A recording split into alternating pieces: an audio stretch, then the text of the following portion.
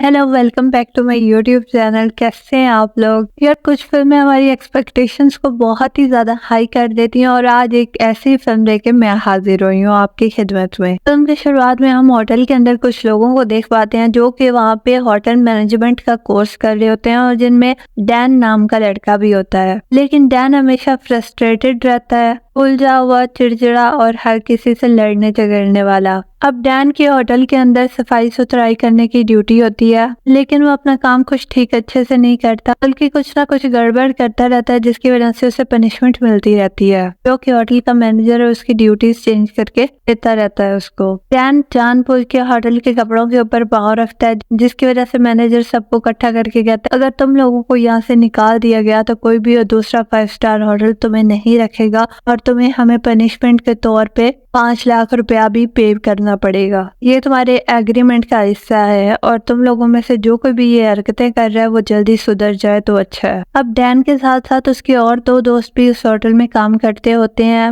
जो कि मैनेजमेंट का ही कोर्स कर रहे होते हैं और वो तीनों इकट्ठे एक फ्लैट में रहते होते हैं जिनमें एक लड़की और एक लड़का होता है। लेकिन फिलहाल ना तो उनका कोर्स पूरा था ना ही उनके पास इतने पैसे थे और इसलिए वो अलग अलग प्लान बनाते रहते हैं। और उन तीनों दोस्तों का सपना होता है कि वो तीनों मिलके अपना रेस्टोरेंट खोलें।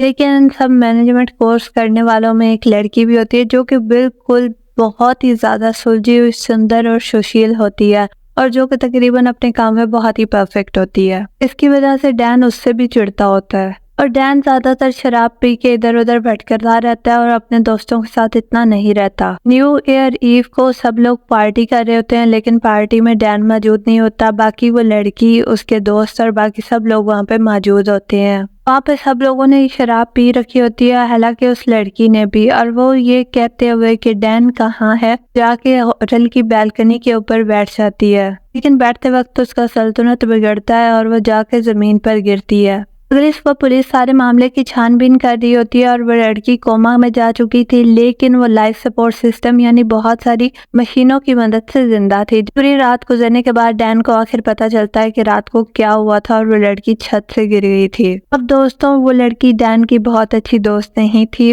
वो सिर्फ एक बैच के अंदर थे। बस इसी नाते डैन भी उसे देखने के लिए हॉस्पिटल के अंदर जाता है, लेकिन उसकी हालत देखकर उसे बहुत बुरा महसूस होता है। वो कहता है कि वो कैसी हंसती मुस्कुराती लड़की थी, लेकिन अब वो कैसे बेजान लाश की तरह पड़ी है और मुझे तो उसे देख के डर आ रहा है कि कुछ होगा तो नहीं। दोस्तों, यहाँ पे सभी बहुत उदास थे उस लड़की की वजह से, तो इसलिए डैन का उदास होना भी कोई आम बात ही थी। किसी भी अनजान व्यक्ति के साथ ऐसा हो तब भी हमें बुरा लगेगा, लेकिन वो तो उसे जानते थे। अब डैन अगले दिन फिर न जाने क्यों दोबारा उस लड़की को देखने के लिए चला जाता है और इस दफा वो नर्स से भी बात करता है, लेकिन नर्स उससे तंग आ रही होती है और उसे ज्यादा कुछ जवाब नहीं देती और कहती है तुम्हें कोई अपना काम है तो वो करो।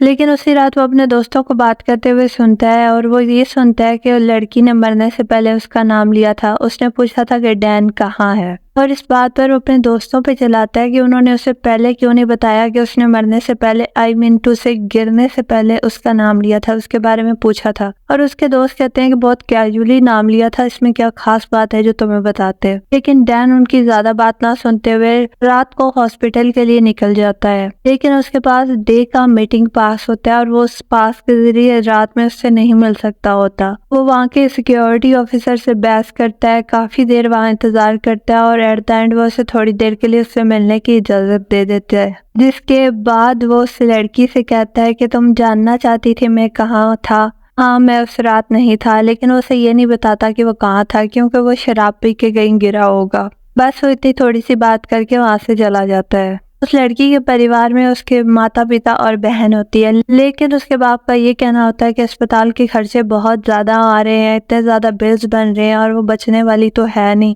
क्यों ना उसका लाइफ सपोर्ट सिस्टम बंद करके उसे इस दुनिया से मुक्ति दे दी जाए, क्योंकि उसके बचने के चांस बहुत ज्यादा कम है। लेकिन उसकी माँ बिल्कुल भी इसके लिए तैयार नहीं होती और वो कहती है वो जीना चाहती है और वो जरूर जिएगी।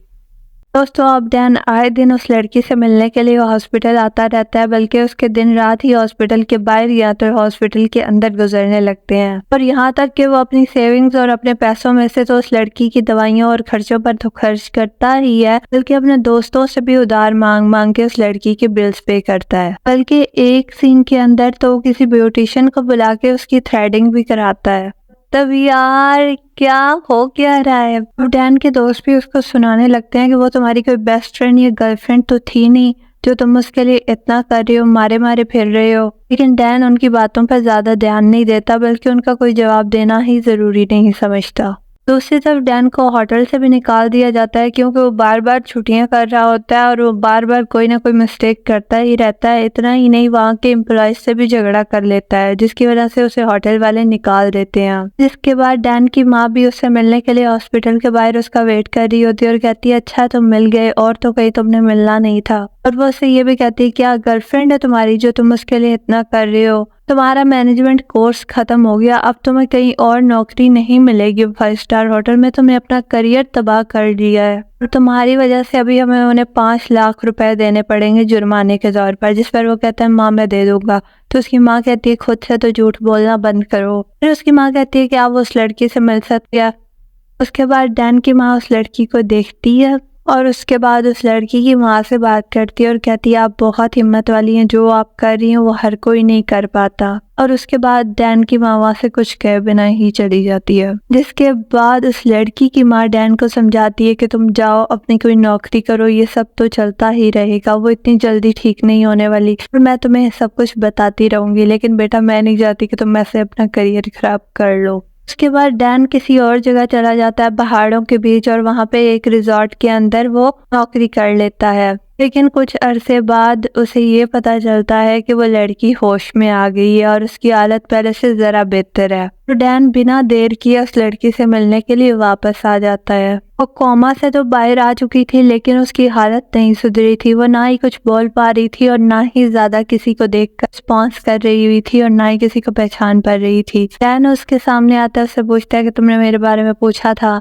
क्या तुम मुझे पहचान क्यों नहीं रही? लेकिन वो लड़की उसको नहीं पहचानती, मतलब वो कोई रिस्पॉन्स नहीं करती उसके कुछ भी पूछने पर। ये बाद वो लड़की को लेकर उसके घर आ जाते हैं, जहाँ वो सीढ़ियों पर चढ़ने के लिए उसके लिए एक रास्ता भी बना देते हैं जिससे व्हीलचेयर आसानी से ऊपर नीचे जा सकती है। डैन और उसकी माँ तो उसका बहुत ख्याल रख रहे होते हैं, लेकिन उस लड़की के सर पे चोट लगने की वजह से उसका नर्वस सिस्टम ठीक से काम नहीं करता, जिसकी वजह से उसे दौरे पड़ते हैं और झटके आते हैं, मतलब उसकी बॉडी पे कंट्रोल नहीं रहता। डैन एक दिन उस लड़की को बाहर घुमाने के लिए ले जाता है और वो बोले जा रहा होता है और अचानक से वो लड़की उसका नाम लेती है डैन, जिसे सुन के वो बहुत खुश होता है और उसके बाद उस लड़की को घर लाता है और अपने कमरे में सोने के लिए चला जाता है। लेकिन दोस्तों जैसे ही वो उठता है वो लड़की इस दुनिया से जा चुकी होती है और उस लड़की की माँ और बहन बताती है कि नर्वस सिस्टम ने काम करना छोड़ दिया था, जिसकी वजह से ये नहीं बच सकी।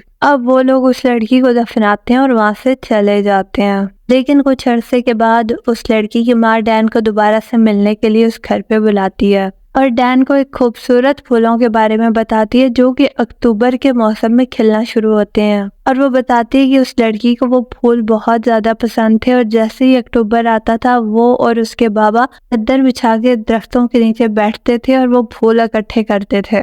डैन कहता है कि 1 साल से ज्यादा हो चुके हैं उसे गए हुए और मैं तो अब उसके बारे में किसी से बात भी नहीं करता। और फिर आखिरी सीन में हम देखते हैं कि डैन उस फूलों के पौधे को अपने साथ लिए जा रहा है। और कुछ लोग बोलेंगे इस फिल्म में तो था ही कुछ नहीं, हैप्पी एंडिंग नहीं हुई, मतलब वो मर गई, वो उससे इतना प्यार करता था। वो भाई जिसे आप प्यार करते हो अब उसे सेव कर लोगे ऐसा लाजमी तो नहीं है। उस बंदे ने अपनी फुल ट्राई की, मतलब जितना वो कर सकता था उससे ज्यादा किया, लेकिन उनका तो कोई प्यार व्यार वाला सीन ही नहीं था। मतलब उस लड़की ने सिर्फ गिरने से पहले उसके बारे में पूछा था और इतनी सी बात पे बंदा इतना फिदा हो गया। मतलब यार कहाँ मिलते हैं ऐसे आशिक गवारा, हमको भी चाहिए यार, ऐसे तो नहीं होता ना। Life is so unfair. भाई मैं तो खुशी खुशी मर जाऊंगी, बस कोई ऐसा प्यार करने वाला यस करवा दो।